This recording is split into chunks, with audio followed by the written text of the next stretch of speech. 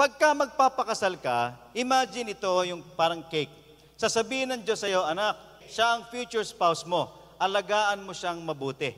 Kung pinahawak at pinagkatiwala sa iyo ang isang napakaganda at delicious looking cake, ano mangyayari ngayon? Hindi ba sabi mo, ganda naman itong pinagkatiwala ni God sa akin? Yummy!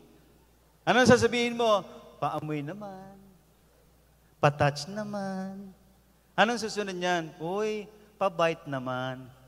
Yung iba hindi makatiis. Sinasabi ni God, relax ka lang. Para sa iyo yan.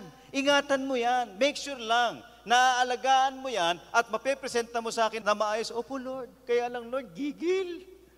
Kaya lang, Lord, bango. Kaya lang, Lord, kinis.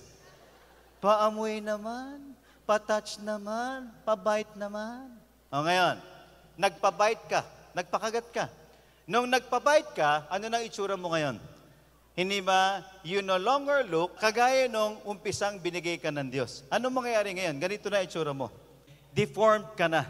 Ibig sabihin, hindi ka na presentable. Nakuha natin yan? So make sure, don't mess up as God's best. Why? God wants His best for His best and not a mess.